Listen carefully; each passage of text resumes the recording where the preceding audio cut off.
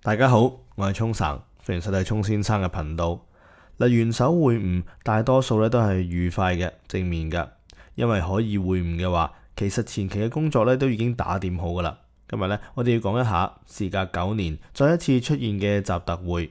喺出發前48小時，5月11號先至由外交部正式官宣，呢個接待規模咧相當之盛大，21響嘅禮炮對於國家元首嘅最高致敬。能夠喺今次會面見到俾我哋制裁嘅盧比奧呢，咁都說明中方作為主人家真係俾足面嘅。同行嘅仲有國防部長克格塞斯、財政部長貝森特、貿易代表格里爾、駐華大使龐德偉。仲有隨行嘅美國商界領袖噶，總市值咧超過12萬億美元。除咗大家認識 Tesla 嘅 Elon Musk、Apple 嘅 Tim Cook、Nvidia 嘅黃仁勳、黑石嘅蘇世民、貝萊德嘅芬克。仲有高盛、花旗、波音、高通、美光等等嘅企業代表，涉及嘅領域包括科技、金融、航空同埋農業。成個美國經濟幾乎半壁江山呢，都嚟咗北京。同2017年之行嘅陣容有少少唔同，當時主要係能源、傳統製造業同埋農業。說明美國商界對華嘅需求呢，已經由買大豆、賣石油，升級到搶 AI 算力同埋爭芯片市場啦。不過雖然陣容鼎盛啊，但係就3日短短嘅行程，可能真係連時差都未適應呢，就要走噶啦。今次嘅會談結果呢，貌似係唔錯噶，雙方呢都形容佢為舉世矚目。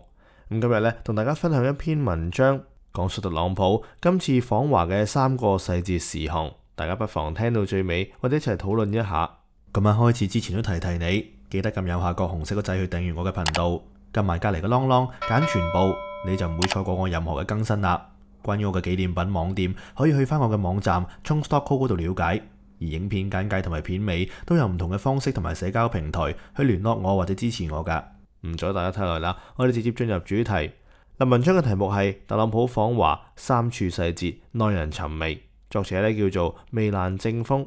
喺5月13號晚，當空軍1號嘅艙門喺北京打開，特朗普終於嚟到中國啦。一場高規格嘅國事訪問本身就係一個強烈嘅政治信號，而特朗普嘅再度來訪更加為呢一場訪問增添咗好多意味深長嘅信號。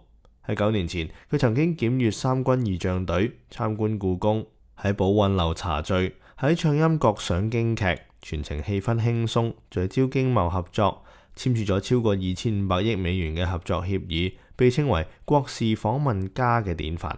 9年之後，當全球遭遇能源危機、通脹高企以及地緣衝突等等一系列嘅黑天鵝事件之後呢，佢帶住科技、金融、航空等等一眾美國商界天團再度來訪。相較於之前嘅輕鬆呢，更加多咗一啲管控風險、穩定和平、公平貿易嘅底色。可以話喺全球地緣衝突不斷、經濟承壓嘅當下呢，特朗普今次嘅訪華絕對唔係普通國事來往，而係大國戰略嘅理性修正、分歧管理嘅機制搭建、合作空間嘅前瞻佈局，將深刻咁樣影響中美關係嘅走向、全球治理變革以及國際資本同埋產業嘅脈搏，係具有里程碑式嘅歷史意義㗎。於各界而言呢，亦都需要通過特朗普今次嘅訪華，讀懂背後嘅細節，睇清雙方嘅訴求，進而預判今後嘅規則。佢今次訪華呢，藏住2個特殊背景㗎。首先，呢一次特朗普訪華嘅行程反覆推遲咗幾次，算係姍姍來遲。由年初開始呢，白宮就一次次單方面放風，1月呢就話4月嚟，2月呢就話3月底嚟，3月呢終於定咗日子啦。成個過程入面呢，中方淨係回應咗5個字：保持住溝通。邊個主動，邊個被動，一目了然㗎啦。行程嘅幾經變動呢，反映出特朗普嘅外交政策嘅搖擺性，對地緣局勢嘅預判出現咗偏差。但係推遲嘅窗口期亦都唔係話完全冇好處㗎，佢令到中美雙方完成咗充分嘅摸底同埋預案籌備，減少咗非理性嘅摩擦，為務實談判預留咗轉圈嘅空間。其次就係仲有一個更深層嘅問題，在於特朗普呢一行呢係孭住包袱嚟㗎。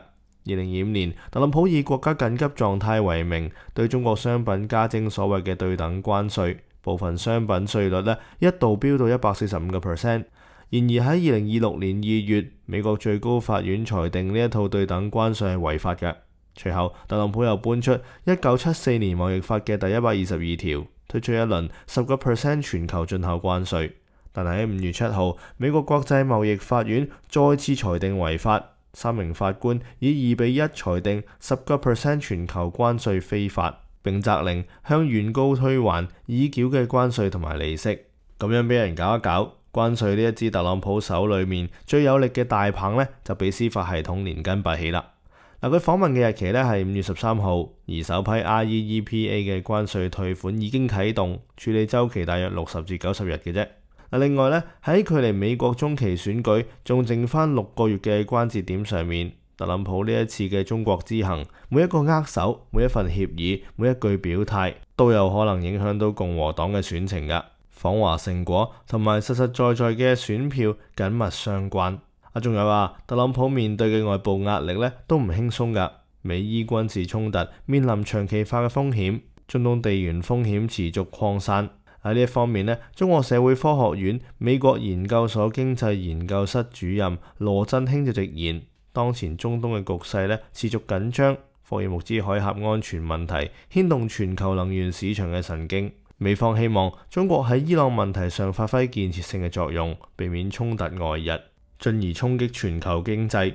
內外承壓之下，特朗普呢一次來華嘅核心訴求清晰得近乎直白，就係穩住國內嘅支持率，緩解經濟赤字同埋通脹，為美國農產品同埋高端製造尋求市場，並喺地區熱點問題上面尋求中國嘅建設性配合。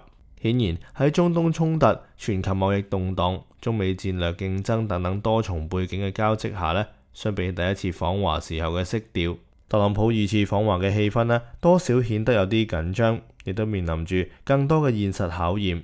9年嘅重逢，3個細節最耐人尋味。所謂外交無小事，細節呢好重要㗎。拋開特朗普訪華嘅背景唔講，喺今次嘅訪華行程呢，有幾個地方值得銘記嘅。細節1。7架 C-17 運輸機嘅隱喻。喺訪問前夕，一個細節呢就已經引發全球軍事同埋外交觀察家嘅熱議，就係史無前例嘅後勤陣容啦。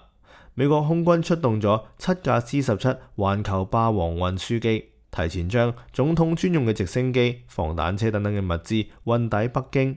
而喺2017年特朗普首次訪華嘅時候呢，呢個數字係2架。從2到7喺呢個數字嘅躍升背後呢，其實有2層深層嘅意義。第一，政治造勢，今一次嘅行程呢唔可以失敗㗎，必須要服務於國內嘅選票，塑造強勢嘅外交形勢。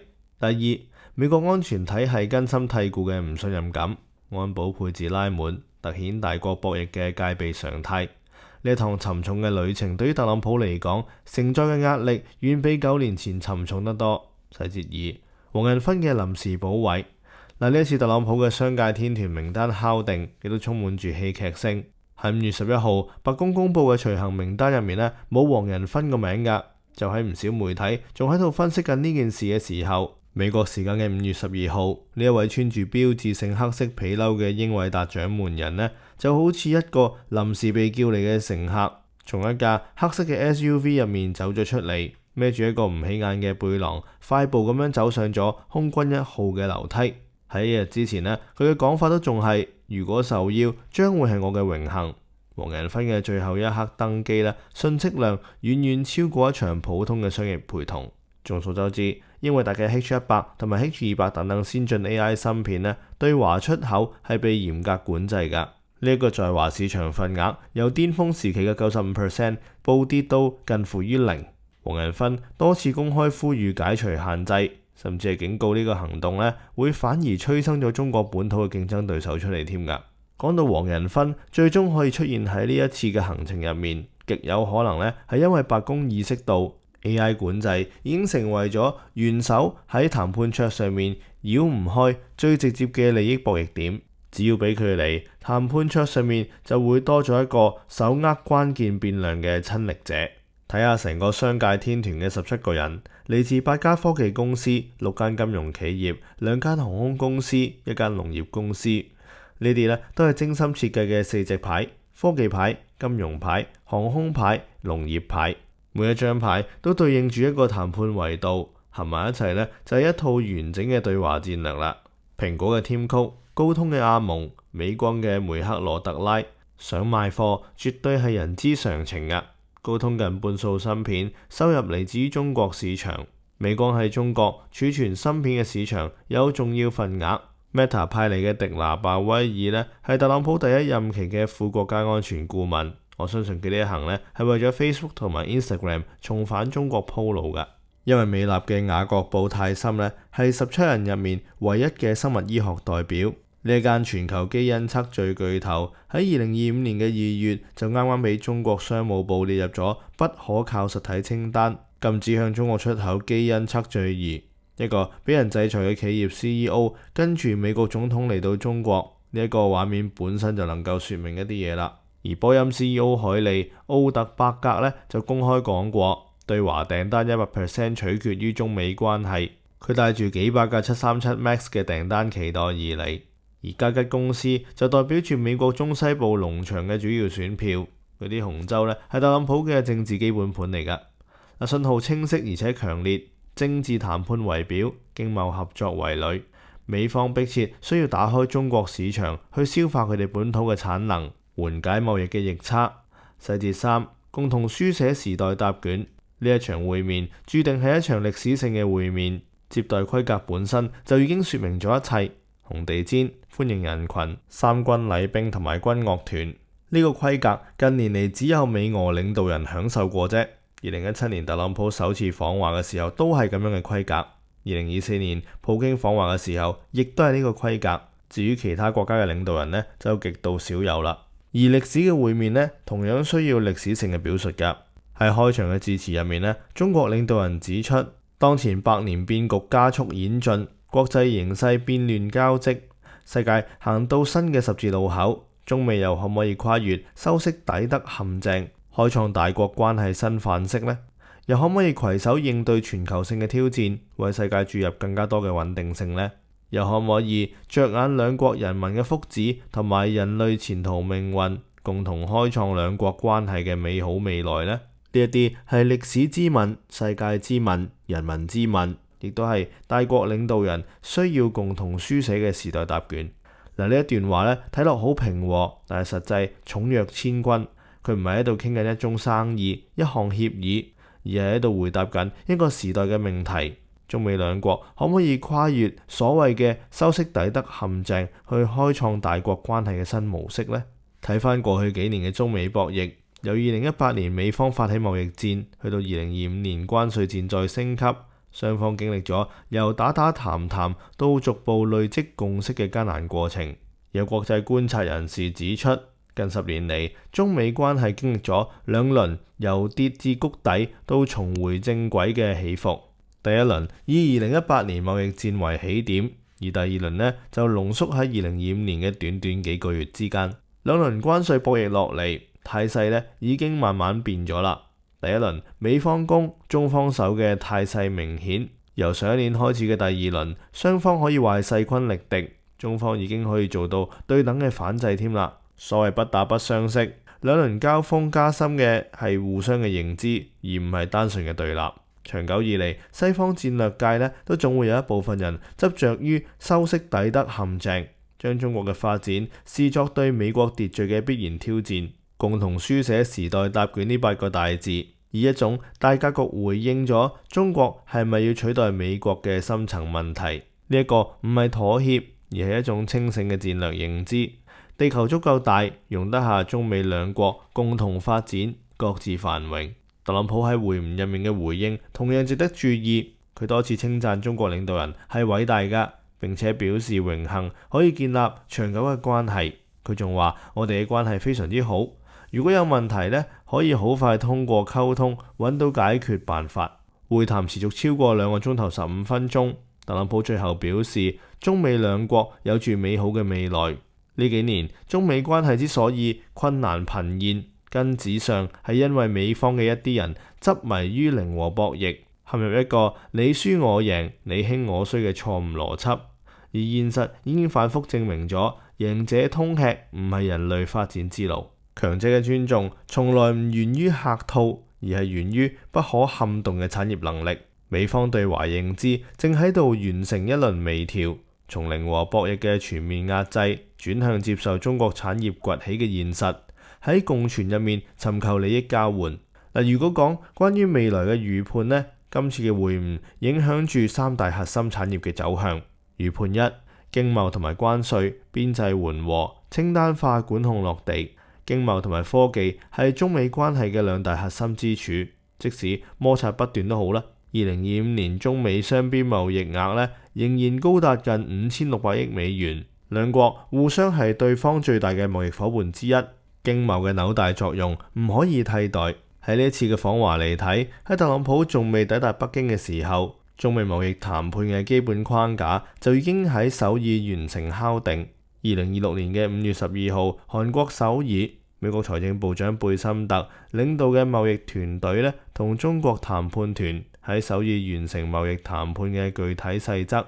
佢哋必須要喺5月13號下午，特朗普抵達北京之前呢，敲定出一份最終嘅貿易細則文件。大範圍關稅加徵時代又或者將會落幕，但係要注意嘅係，重點商品清單式管理將會成為常態。農產品、能源、輕工剛需製造品、跨境物流將會迎嚟結構性嘅紅利，但係新能源整車、高端芯片、稀有金屬原材料嘅管控真係好難鬆動。中國領導人指出，經貿應該係繼續成為中美關係嘅壓艙石同埋推進器。波音 CEO 帶住訂單期待而嚟，加吉代表住美國農民嘅選票。Visa 同埋 Mastercard 呢就迫切希望敲開中國金融市場嘅大門。傳統大宗交易、能源、航空產業鏈，又或者將會迎嚟短期嘅結構性調整。預判二， AI 人工智能由技術競爭到規則制定，科技係中美博弈嘅核心賽道，分歧尖銳，但係需要管控風險。呢一個係今次訪問最被低估，但係最值得關注嘅議題。5月7號，《華爾街日報》報導，中美正喺度考慮喺元首會晤期間啟動人工智能官方討論。後續嘅消息更加具體啊！中美正喺度加速籌建常態化 AI 政策磋商平台，考慮設立高級別年度對話機制同埋技術工作組，已經被列為雙邊議程嘅關鍵支柱。呢一個唔係突然間走出嚟嘅議題，早喺2024年5月，中美已經喺日內瓦舉行咗首次 AI 政府之間嘅對話，鋪墊已經做夠啦。呢一次係官方層面嘅正式接棒。咁點解雙方都想傾呢？因為雙方都怕 AI 失控。喺2026年嘅4月，五角大廈一份報告承認，AI 系統喺軍事模擬推演入面多次出現自主決策偏離指令嘅情況。呢一個同冷戰時期美蘇傾核軍控嘅邏輯一樣，唔係因為信任對方，而係因為共同恐懼。恐懼呢，比信任更加能驅動合作㗎。值得注意嘅係，美方牽頭人係財政部長貝森特，而唔係商務部長，唔係國安顧問。俾一個管錢嘅人去傾 AI，說明美方想傾嘅係 AI 嘅市場准入、貿易壁壘、數據跨境流動嘅經濟價值。換句話講，AI 咧俾人擺咗喺中美經貿談判嘅大棋盤入面，成為咗可以交換嘅籌碼。最可能嘅結果係啟動中美 AI 安全年度對話機制同埋技術工作組，就防止 AI 武器化擴散，達成原則性嘅共識。但係完整嘅 AI 治理框架唔太可能傾到出嚟。美國3月份發布嘅國家 AI 立法框架第5條就直接講，目標係確保美國 AI 嘅全球主導地位。呢一個唔係一齊制定規則嘅心態嚟㗎。對於企業家嚟講，呢個信號比任何貿易協議都嚟得重要。由而家開始 ，AI 唔再只係技術競爭，更加去到規則制定嘅階段。AI 治理規則嘅走向將會決定你嘅產品可唔可以跨境，你嘅數據可唔可以流通，你嘅模型需唔需要通過安全審查。高端通用嘅 AI 技術管制將會持續收緊，但係民用落地 AI、行業應用型 AI 存在合作窗口期。中國科創企業喺關注頂層技術嘅博弈同時，都應該深耕產業嘅智能化、民用 AI 場景落地。預判3，地緣政治，伊朗問題成為隱藏議題，呢一個係美方嘅意外需求。4月8號，美國同埋伊朗喺巴基斯坦嘅斡旋下達成臨時停火，但係特朗普喺5月11號親口承認停火正處於生命維持嘅狀態，極其脆弱。美國需要中國喺伊朗問題上發揮影響力，呢一個係特朗普訪華嘅一個隱藏議題。而喺伊朗問題上面，中國亦都一直為緩和伊朗局勢、平息戰火作出努力。3月8號，外交部長王毅呢就喺兩會記者會上面明確表示，伊朗局勢係當前國際局勢嘅焦點。中方秉持客觀公正嘅態度，已經多次闡明原則立場。歸結一句説話呢，就係停火止戰。台灣問題呢，就係中方嘅紅線。中方喺會晤入面明確表態，台灣問題係中美關係入面最重要嘅問題，維護台海和平穩定係中美雙方嘅最大公約數。處理好啦，兩國嘅關係呢就可以保持總體穩定；處理得唔好，兩國就會碰撞，甚至係衝突，將成個中美關係推向十分危險嘅境地。呢個就係紅線中嘅紅線。中方要求美方停止對台軍售，停止支持台獨，避免因為誤判又或者挑釁導致到局勢失控。特朗普大概率會口頭承諾，但係翻到去之後會唔會照做就仍然需要觀察啦。咁樣呢，好符合佢一貫風格㗎。所以可以話今次嘅訪華呢，係中美關係嘅結構性修正。美方帶住困境而嚟，尋求利益疏解，中方從容入局，守住產業底線，爭取發展窗口期。對於企業家而言，4點嘅判斷至關重要。外貿企業要借住關稅緩和嘅窗口期，優化報關品類，分散單一北美市場嘅風險。中國15規劃明確提出強化進口同埋出口協調，貨物同埋服務並重，咁樣意味住新嘅貿易通道正喺度打開緊。佈局東南亞同埋中東新興嘅貿易帶，唔好將所有雞蛋放晒喺一個籃度。製造實體呢，就要放棄擴張嘅執念，嚴格控制現金流，降低庫存，壓縮賬期，打磨低成本、高質量嘅產品。